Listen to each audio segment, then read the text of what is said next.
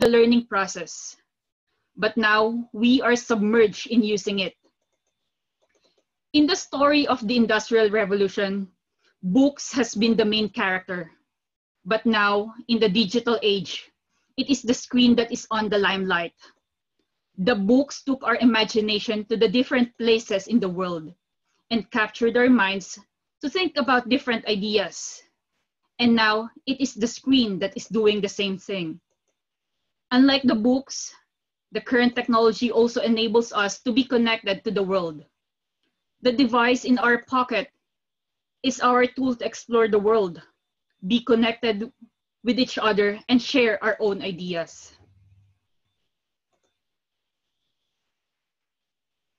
I am a product of a public school in a developing country.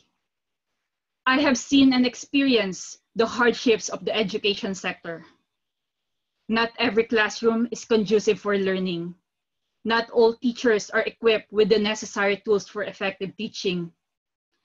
I do remember my time in the primary school wherein our books are passed down every year. I know the joy to have a new book wherein we will cover it carefully with a plastic cover bought from the market so it's still in good shape when we return it at the end of school year. Library is also not well established in my school. The priority was rather to put up an extra classroom to accommodate another class rather to put up a library. Plus, there are not much books nor a librarian to do such thing. I finished primary school in 2005. There is no library, what more a computer room. I had my first immersion with technology when I went into high school. It was a public high school. We do have a computer room, but we have a limited units of computer for a huge number of students in class.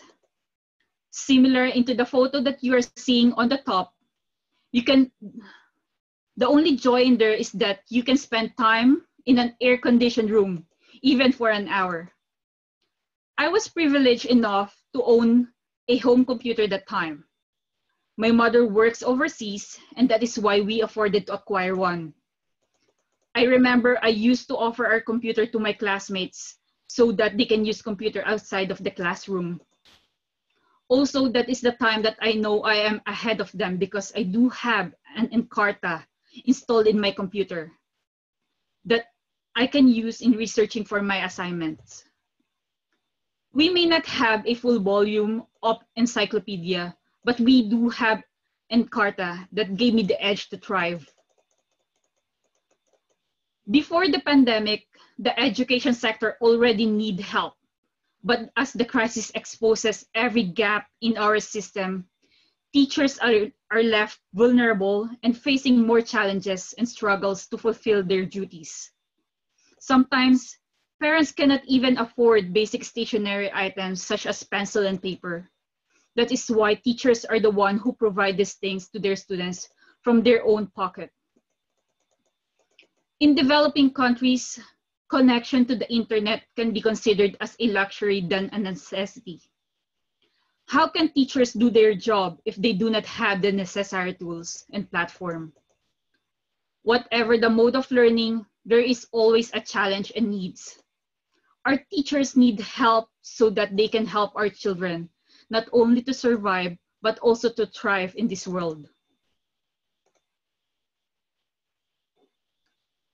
We don't have to be a parent nor need to raise a kid to want all the children to thrive.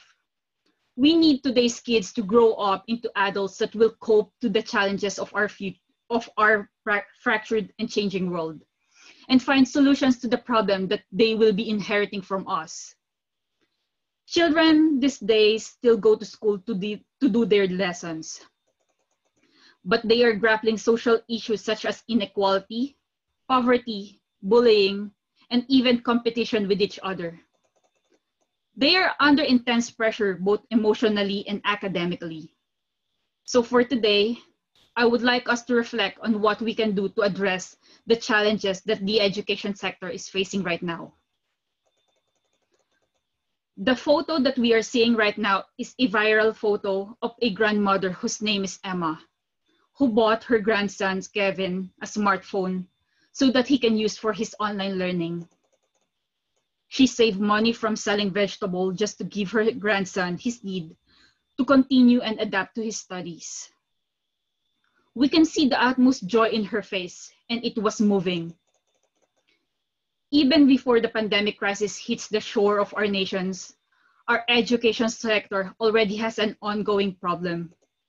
Lack of funding, infrastructure, and human resources are such.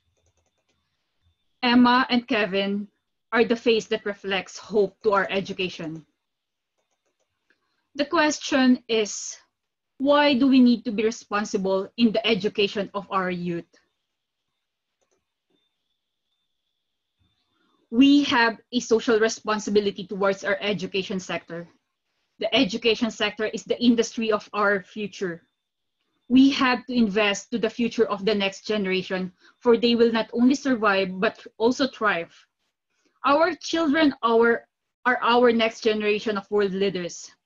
We all have a duty of care for our next generation.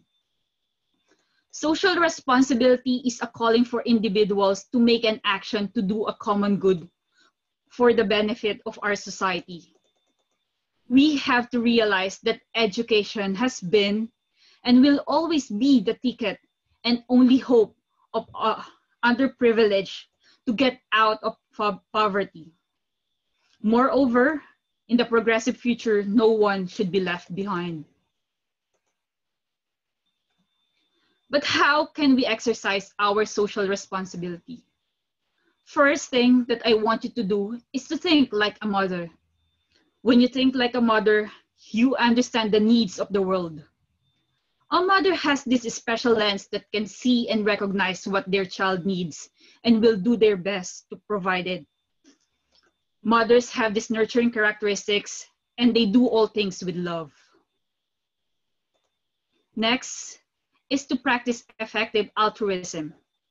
Effective altruism is a concept of giving based on evidence and reasoning to determine the most effective way to help others. Let me give you an example. Two charities helping blind people. One helps in providing guide dogs for the blind.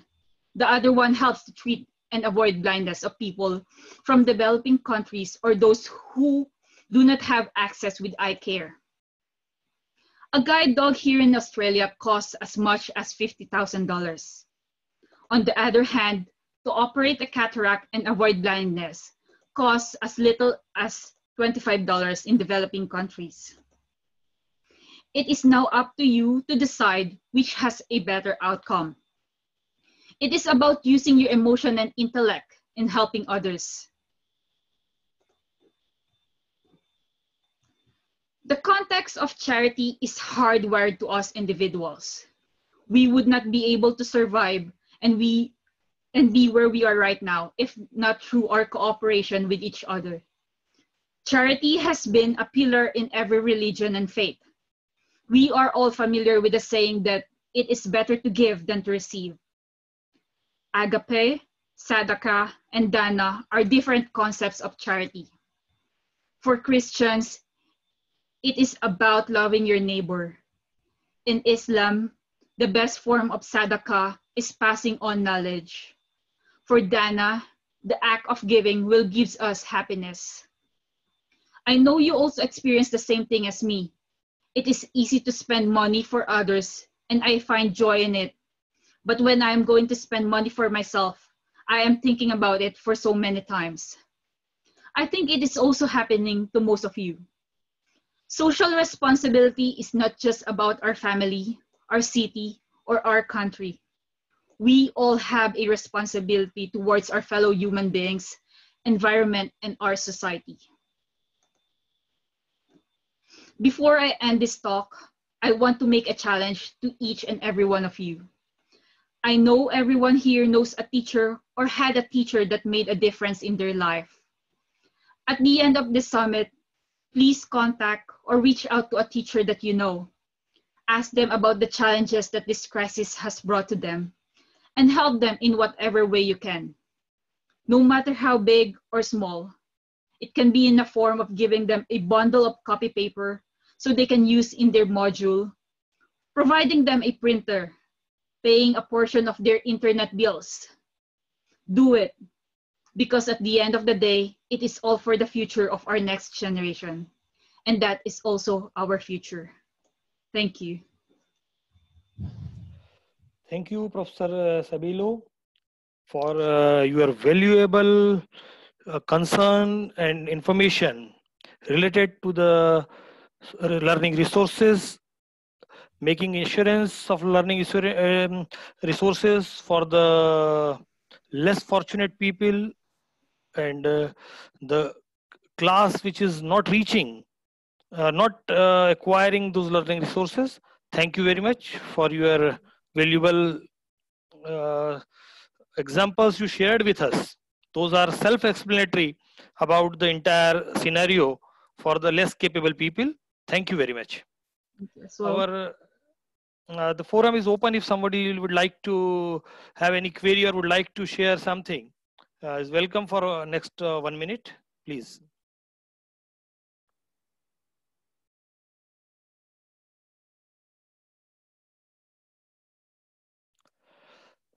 Thank you, Professor Janelio, as your examples are well related. I think everything is crystal clear to all the audience present there. Thank you very much.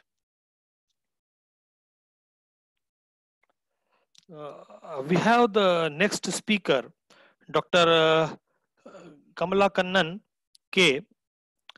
He is a professor in the department in the University, PSR University, Price University, India. And he's sharing his views about the study on issues and challenges of digital education in India during COVID-19. Professor Kamala Kannan K.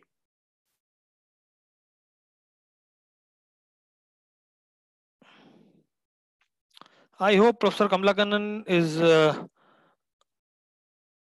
online with us.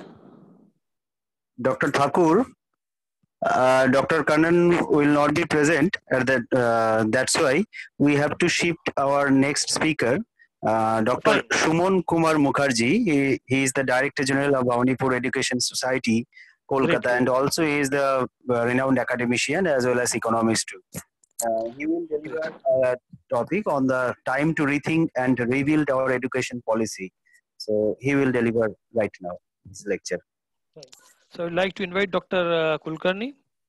No, Mukherjee, sorry. Sorry, Dr. Mukherjee. Dr. Mukherjee, yeah. Yeah, Dr. Shumon Mukherjee, please.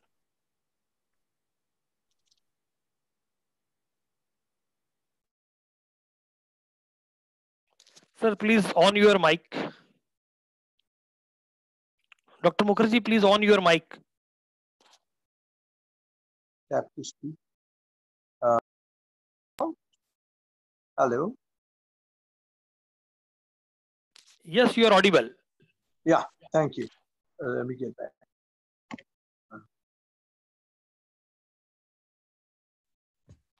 I've gone off.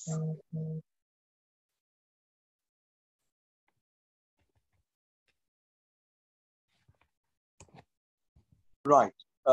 I'm sorry for that hiccup. There are quite a few issues that I'd like to take up today. Firstly, the whole idea of what did we want education for? Because if I'm doing some crystal gazing and looking into the future, then the first point that perhaps needs to be asked is, why did we want to educate ourselves? And I'd put it very simply, it is to make sense of a changing world and how to make lives better.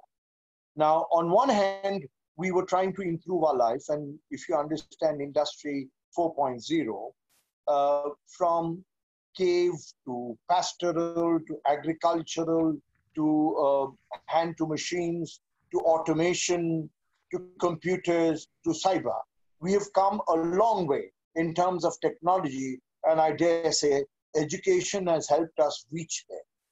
But one of the things that perhaps trouble us is, what is this all about?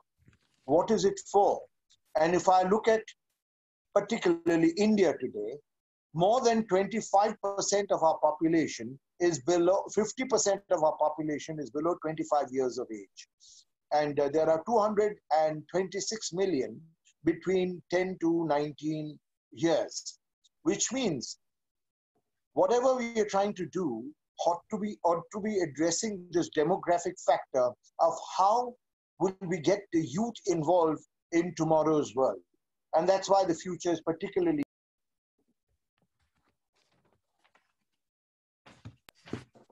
happened in our lives is that we've moved from physical labor to cognitive labor to emotional labor. The physical labor in its crudest form started with sweeping, and in today's form, it is about precision. About cognitive labor, in its crudest form, it's about memory. In today's form, it's about creativity and critical thinking. The emotional labor is about awareness, and it's in its more ulterior and its more refined form, it is about ethics, about purpose. Now, this is where I think we need to raise a question which many haven't. The question is, what is the path and the purpose of education? Why are we trying to educate ourselves? To seek a job? Is it employability? Is it efficiency? Is it equity? What is it that actually compels us to move towards education?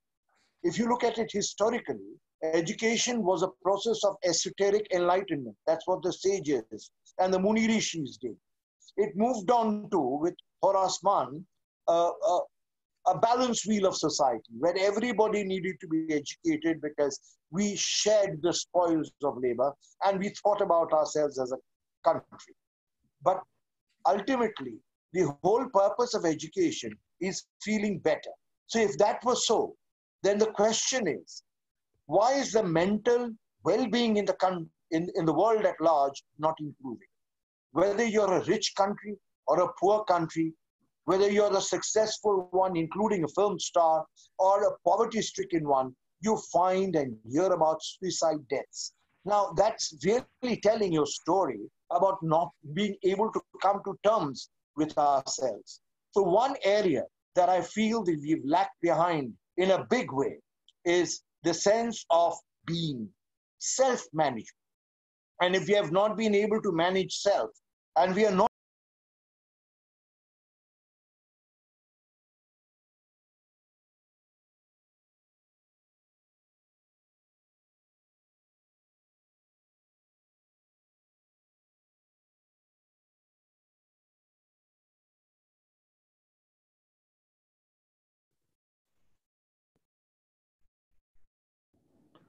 Dr. Mukherjee, you are mute now.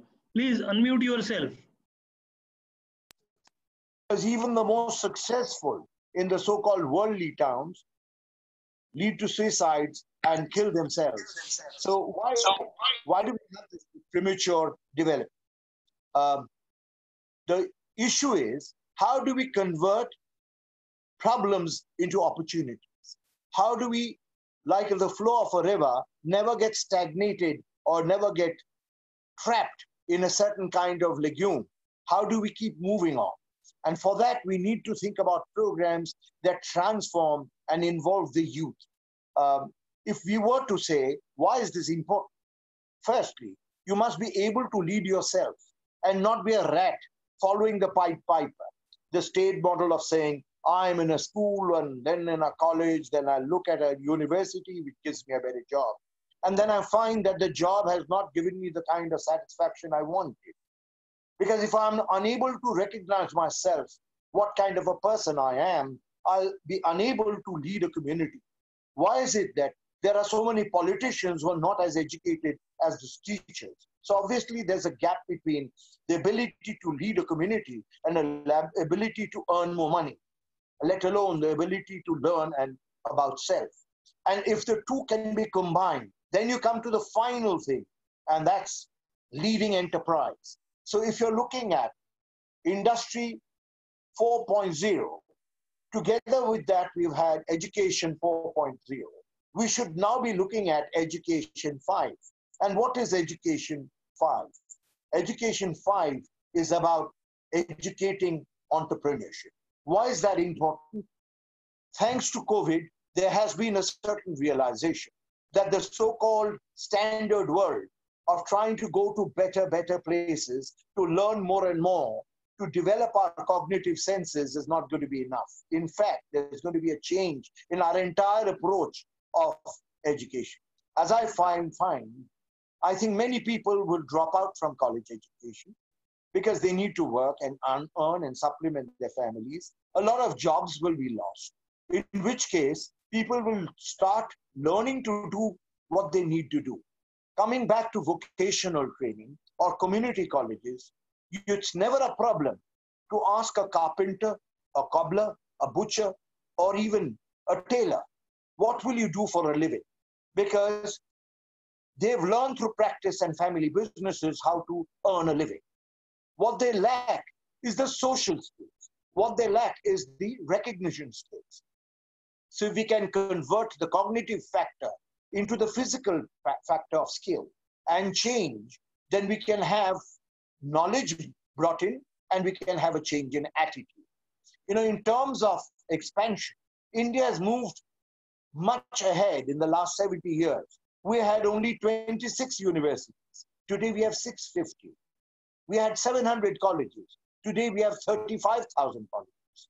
But has that made life more easier for the multitudes, for the majority of Indians? I dare say there is a feeling of divide, not only created by the digital world, but also a case of not being able to afford it.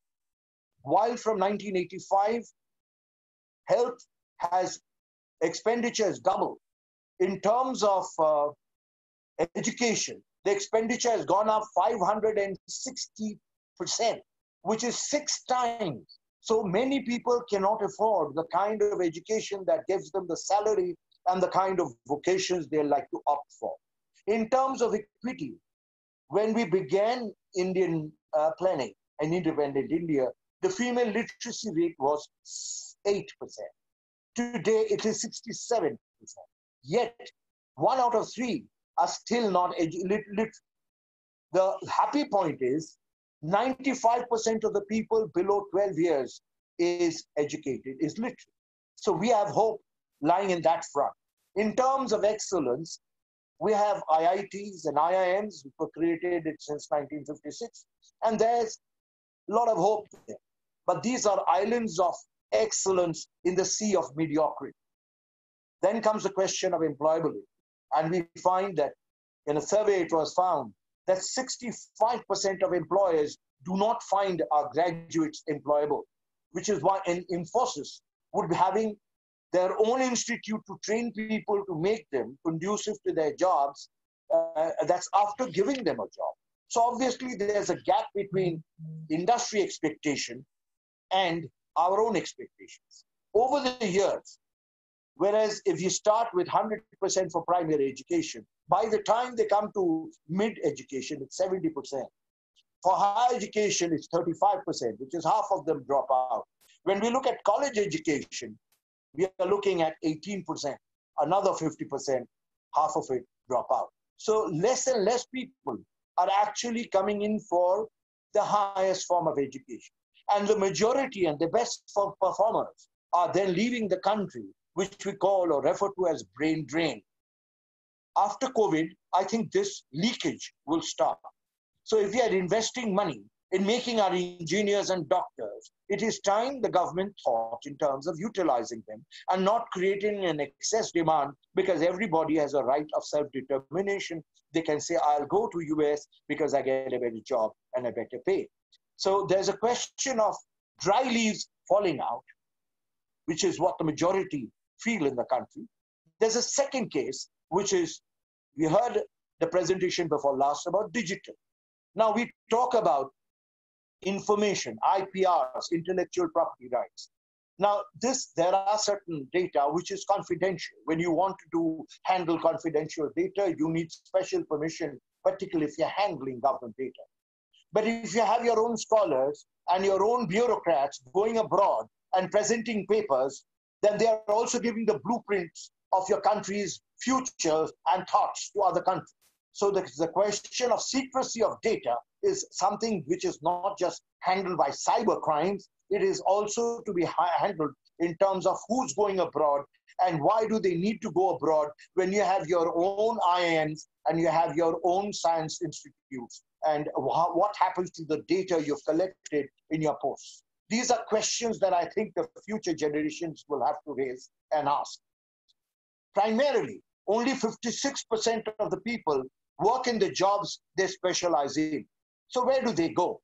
So you have IIT engineers working and selling soap for a multinational because they seek their MBAs in, say, XLRI, or they become PMIR experts looking after personal development.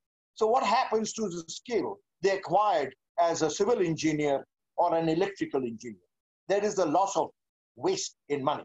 However, be that as it may, the fact is, how do we grade people in the digital world? I'm happy that the digital economy, online education is coming, because that will take care of one thing: fundamental human right of sharing knowledge. Second, it's a lifelong learning. You can keep updating your knowledge base. And third, there is going to be a wave of innovation.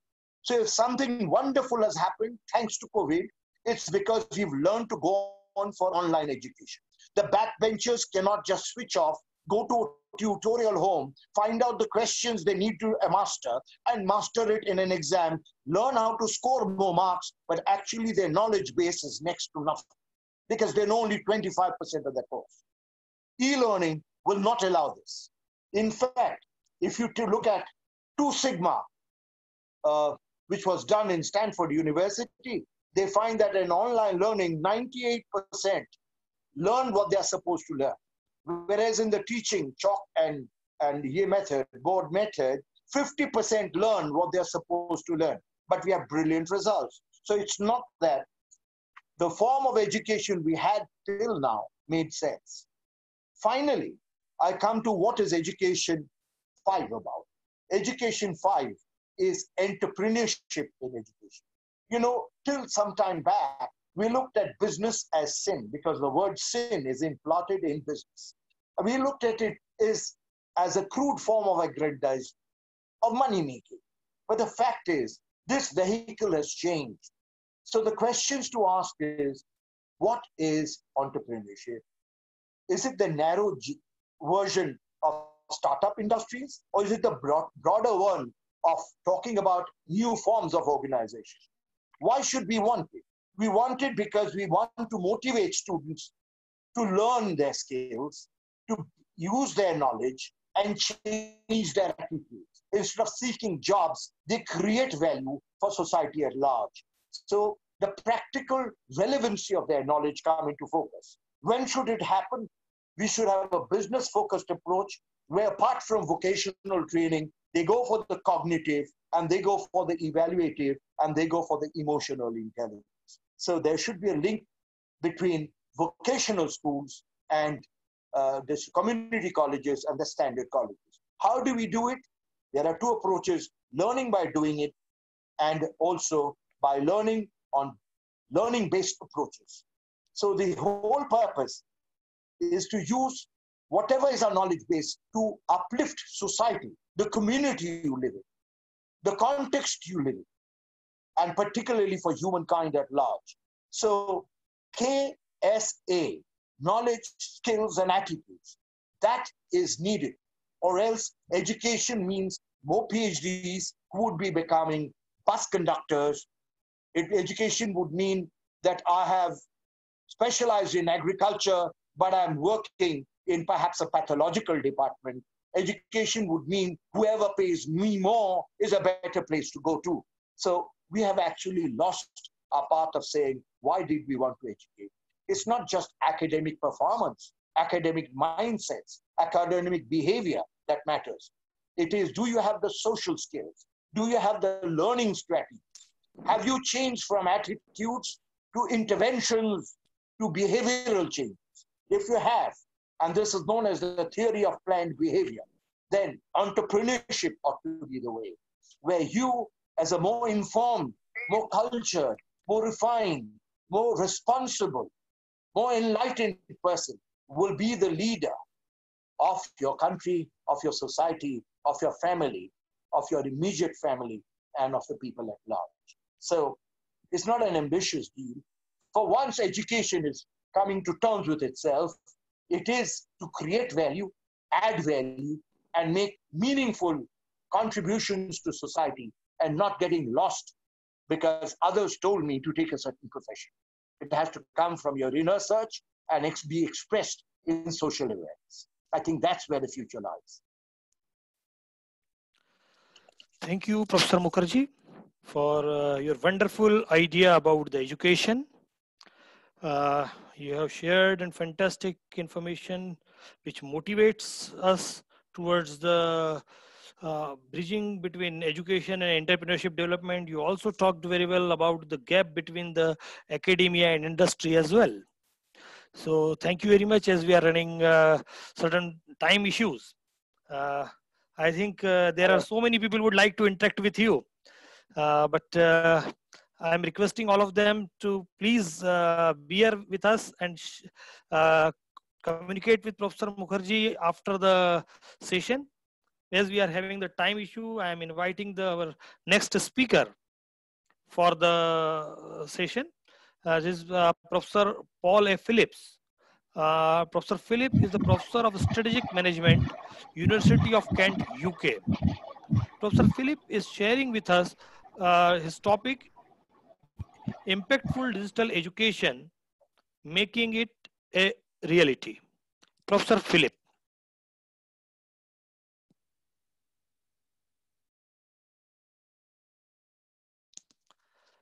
I think Professor Philip is online.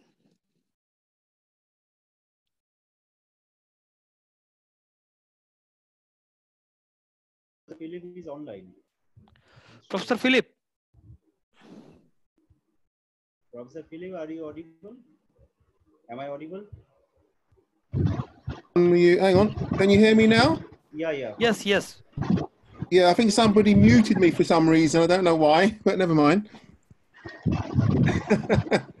Telling me to be quiet. Okay, well, hi there. I'm Professor Paul Phillips, and I'm based in the UK, Canterbury. I don't know what's going on here exactly, but I will talk anyway. Hopefully you can hear me.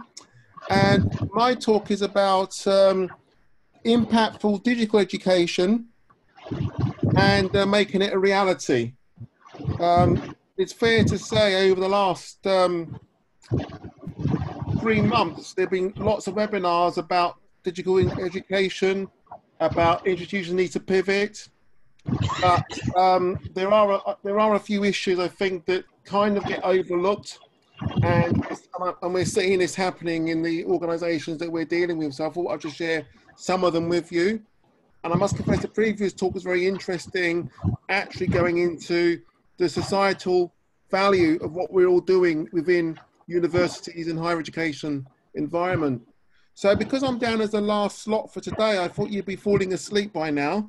So I thought I'd do a different style of talk, and I'll just do a pitch into the things that I'm doing in this space, and would invite any of you that are interested to email me, and I'm happy to elaborate more. So let's start. What is it that I actually do? Well, as well as doing my academic duties, we do work in the impact space, and we help partners, which are governments, HEIs, and entrepreneurs, to develop the necessary strategic and tactical challenges to move their research, teaching, and learning impact activities cost effectively online. We found there's a lot of waste that takes place in HEIs, and when people are creating digital solutions, we have seen waste. And a core message I want to get across today is that a lot of people are of the opinion that when somebody goes offline, face-to-face to online, it's merely dumping material that is face-to-face to online. And what we have seen is a huge problem with content and the quality of the content. Now, some people may say, for example, that we can go and get the content very easily from our staff maybe, but with respect, what is the quality of your staff? what is this? Anyway, anyway, I don't know if that makes a difference at all, but anyway, and then people say we're going to look at our online course content from Coursera, Future Learning, LinkedIn Learning, Udemy, for example. But where is the point of differentiation?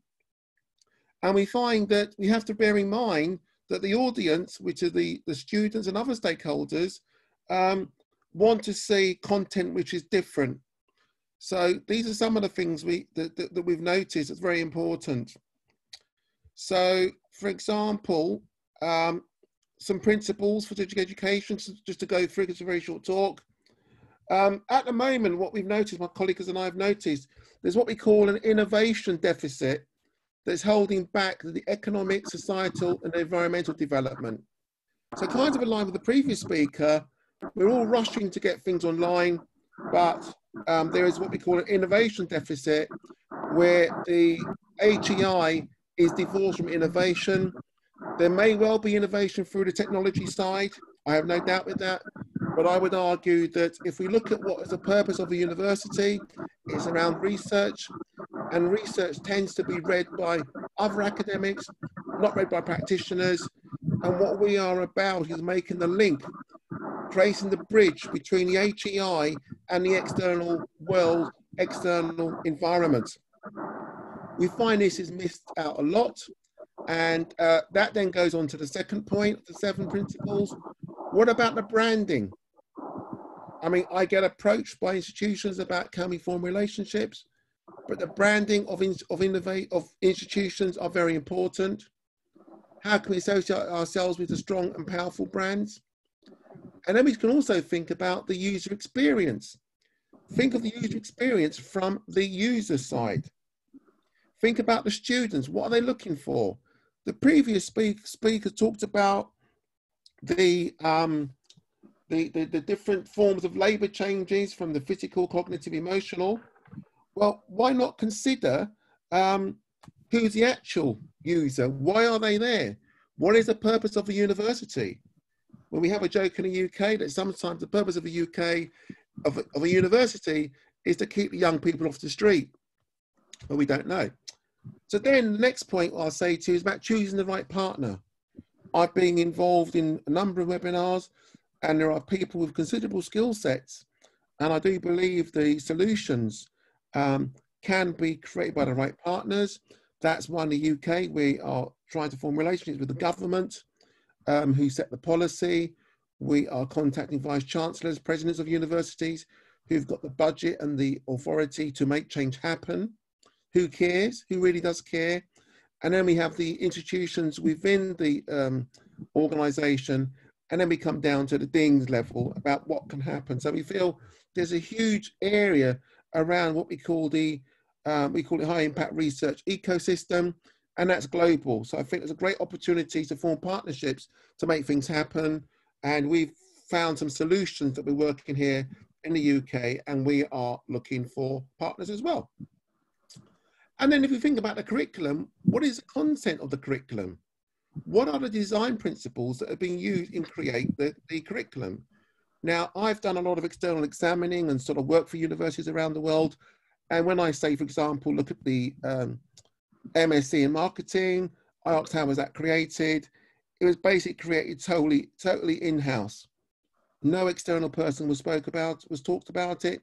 So that means that people are graduating from the institution in marketing, they're going for a job in marketing, the marketers interviewed them and then realized that the content they've been taught is totally inappropriate for today's environment. And this is made even worse today because of the COVID has disrupted all the supply chains, and we all know what's gone on with the COVID. So therefore, the COVID has helped unfreeze, unblocked higher education thinking.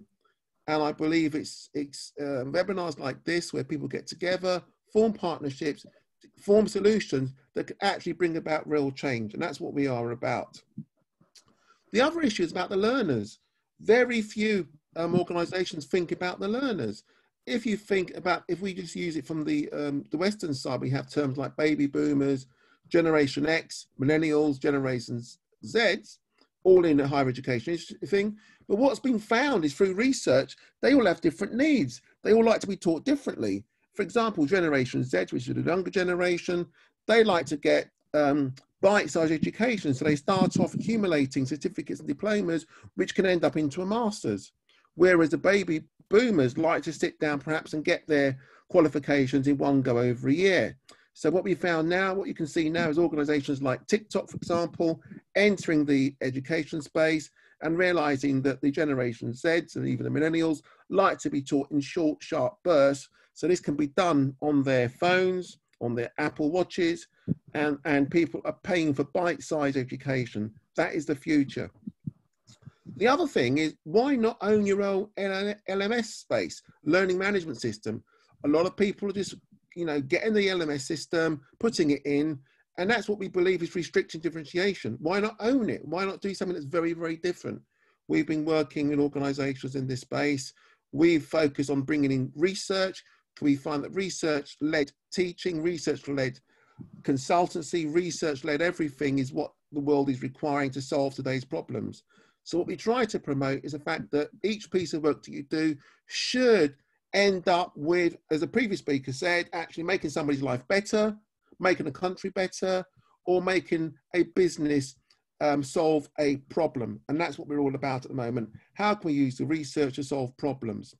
And then the point 7 of these 7 principles is, why not reward the staff for solving real problems? Now, in traditional universities, the problem has been we reward staff for writing in academic journals that nobody read. There needs to be a change where we're rewarding staff for solving real problems, as I've just alluded in point 6. So what does that mean? Well, the implications are very straightforward, and we've got roughly 4 bodies, I would say. We have the higher education institution, we've got the government, we've got the student, and then we have profit and non-profit organizations. So how can we get them together to collaborate to produce impact in the real world? And I've been quite fortunate that one of my previous MBA students has written a project on this. So we have the answers to this, and we are looking for partners in this space. Right, so just to reiterate the beginning, I'm saying that we need to create some principles as to enable us to differentiate our digital experience online. And I think that could be done through partnership and collaboration, and to think about the modes of learning, student profiles, the generation differences we got, and online courses. What we want is to form a product which delivers excellence. So that's me done, and thank you for listening. Is that okay, Chair? I've now finished. Hello? Hello. Hello, Chair. I've finished. Great. You are well in time. Thank you, Professor Paul. So we had a fantastic and very informative share by Professor Paul, and forum is open for if someone has any query or any question. So for 2 minutes, forum is open for Professor Paul. One participant. Please.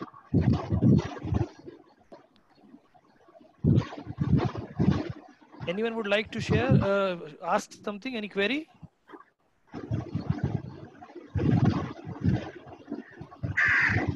So, thank you. Hello, I am.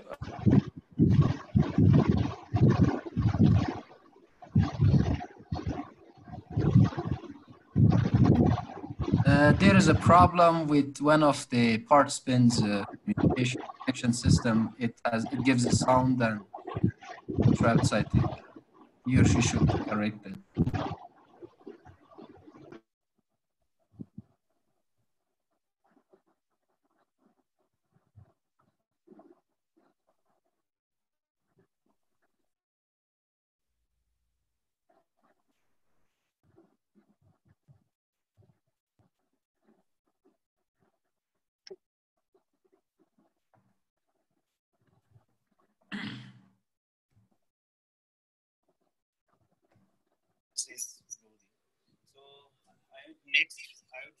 Uh,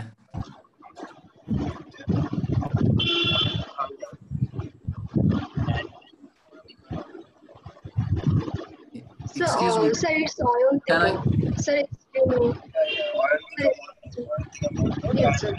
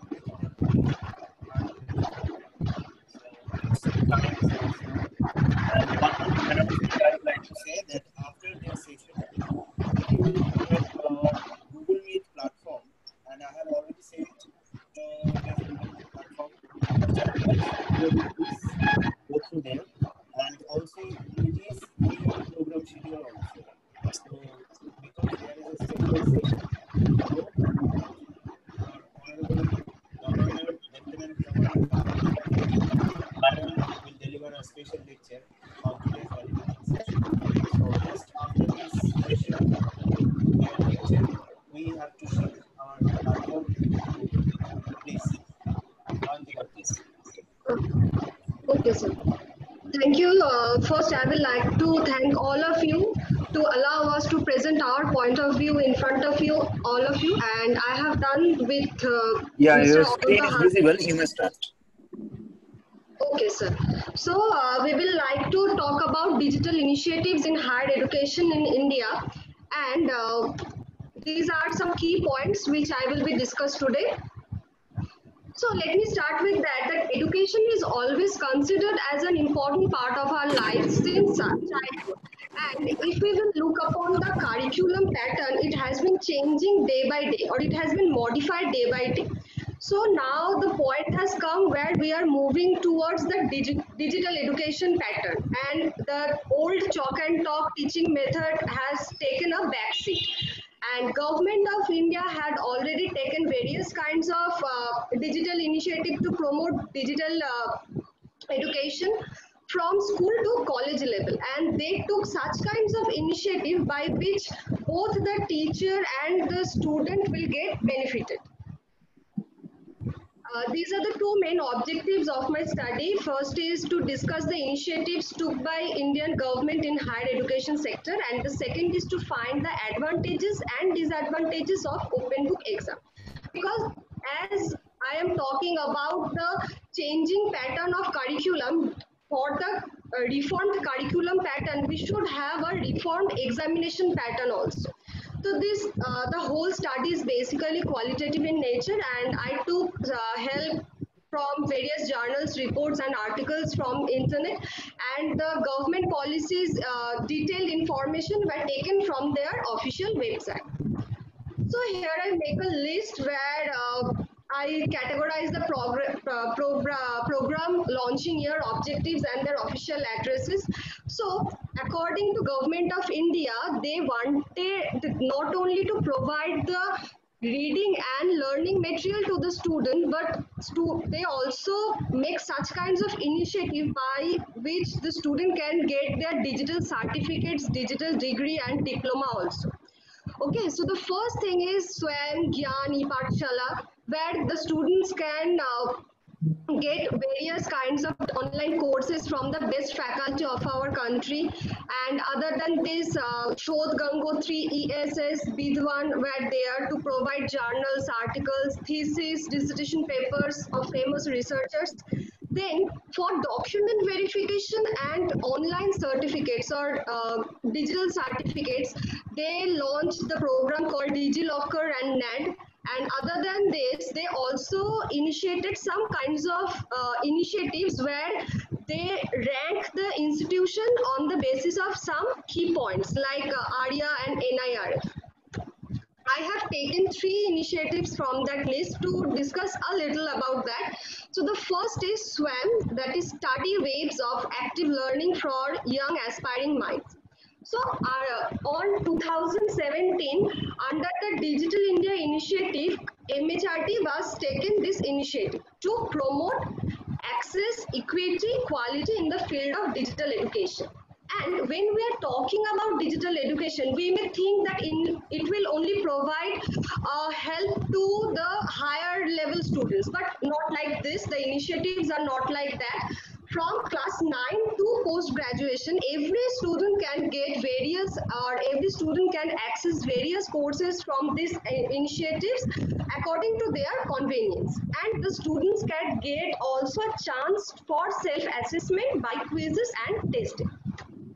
Next is eShodh Sindhu, which is basically a collection of e-journals, e-books, and they are now moving towards making a digital library with e-books and e-journals, and they also give subscription-based access to the e-materials to all the institutions. The next is National Academic Depository. As I already mentioned that Government of India has taken such kinds of policies where they try to make a digital storehouse or an online storehouse where the students can collect their documents at any time and also can verify their documents with authenticity. So here is the initiative where they can get their certificate, diplomas, etc. at any time. Now, the Government of India has already taken various kinds of programs for the students, but the teachers are also benefited for some kinds of online initiatives. Like every year, UGC has planned some kinds of refreshers course and orientation programs. But in this year, due to this pandemic, we have to maintain the physical distancing. So that's why the UGC this year provide an online course for capacity building short-term training programs in a digital format. Now, as I have talked about the changing curriculum which is moving towards the digital in a digital way, now here comes the part of improvised examination pattern, because we all know that examination is an important part of our education system. But what should be the new type of examination? Okay, because we have to improvise that. So here comes the new term called open book test. But what is open book test? Open book test is basically where the students are allowed to take some reading materials or some reference books with their in the exam hall and can take help from there. So there are some kinds of advantages and both disadvantages of these kinds of examination. But are the advantages, like the teachers will get more freedom and flexibility in the constructing of examination question paper. Second is the student will have to learn, or student will learn new learning strategies, because in the traditional learning method, the student are only just marking up and remembering the things regarding that only particular one subject or particular one topic. But for this new type of examination, they have to learn the interrelated topic of that subject also. So they will learn also the information retrieval skills, and also they will learn how to use that information in a particular way. The next is the disadvantages, as I am mentioned, as I have mentioned that they can take help from the references books. So there may be, they can face a workload for collecting that kinds of materials from internet or from reference books.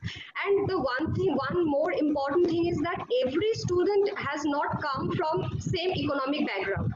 To own a textbook with a reference book also, maybe it not will be possible for a low economic background student. So there will be a disparity between the students. So when this happened to India, in January 2018, a 4-member committee has been set for examination reforms policies, and they had came with that idea of open book test, and they implemented in AICTE. So after a time period of the analysis of result there, AICTE now has mandatory, this has been declared as mandatory internships for students and induction and training programs.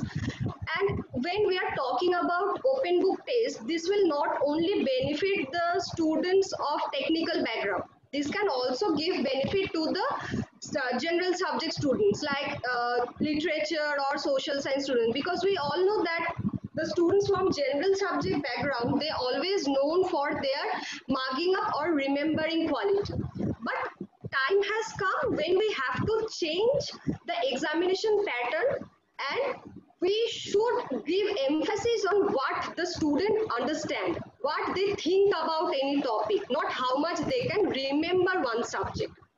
So there comes the outcome-based evaluation. What is the outcome-based evaluation? That is basically give emphasis on students' knowledge assessment is done on the levels that track their learning and skills, not upon their grading system. In the previous traditional method of evaluation, we always mark a student, we always say a student, or we always categorize students according to their grades, how much they own a grade. But in the outcome-based evaluation, they will mark as their skills, as their knowledge capacity.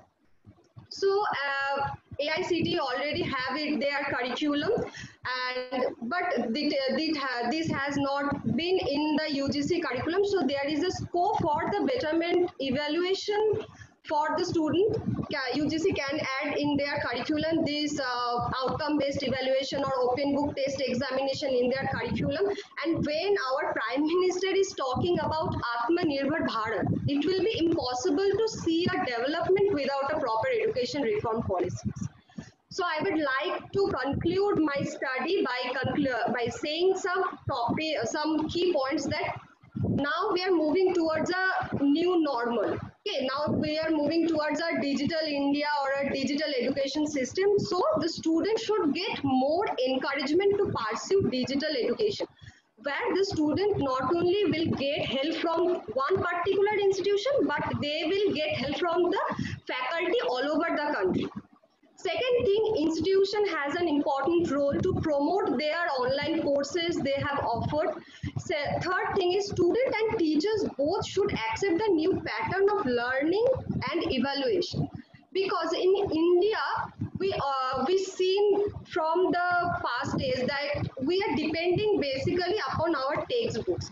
We always read from our textbooks and our notes like this. So the time has come to change that thing a little bit, and the last is to focus on the creative thinking capacity of the student. Evaluation process should focus on the creative thinking capacity of a student, not on the remembering capacity of a student, because this will help the student to be a great person in his life, because we want student to feel love and affection for one subject, not just remembering that subject.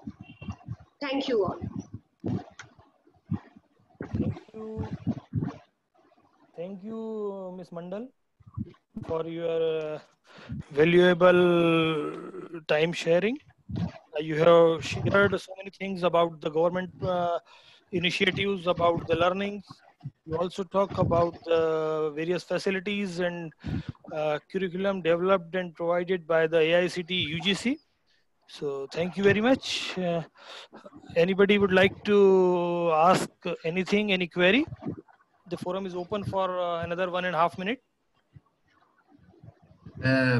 Can I have a question from Ms. Mandal? Yes, sure, please. This is Yasin, Samin from Afghanistan.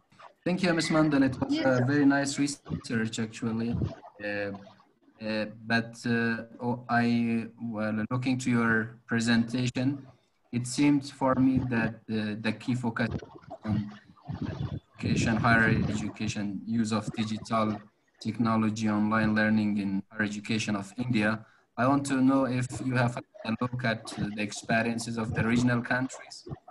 If you have had the opportunity to look at the experiences of some regional countries, what similarities and commonalities did you see? The second question is about the accreditation system of higher education and online education. In most countries like BRV, facilities, and the system for online education is not established, there is a problem of accreditation like the case we have in Afghanistan. So I don't know if you have such legal issues in India as well for the accreditation of the higher education degrees that's the courses are provided online. Thank you. Thank you, sir. Sir, I want to like to say that India has taken these kinds of initiative just not a 2 or 3 days ago.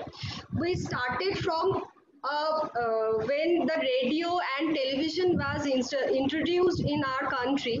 So if I know about some regional countries, they don't have such kinds of internet accessibility for their higher education promotion. But I think we can start from a little thing to go to a better world or to go to a big thing. So we can start from radio or television that can be available, I think so, but not in detail. So they can start with that, and then they can go upon their more internet accessibility like that. Thank you, Ms. Mandal. Thank you very much for your extended clarification and information.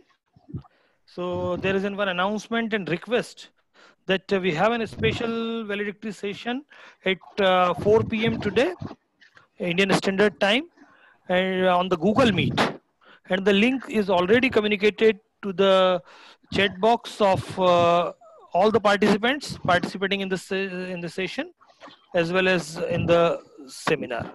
So we are closing this session here, and we will be back on the Google Meet at 4 o'clock. Link is in your chat box, please.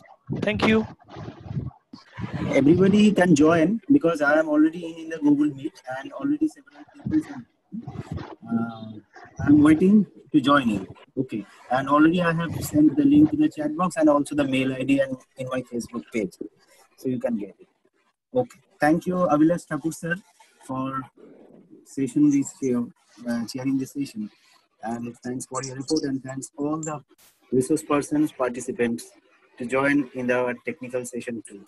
So let's come with our special valedictory lecture of Honorable our Governor Dr. Kiran Bedi ma'am. She is from Puducherry. So please join with the Google Meet platform.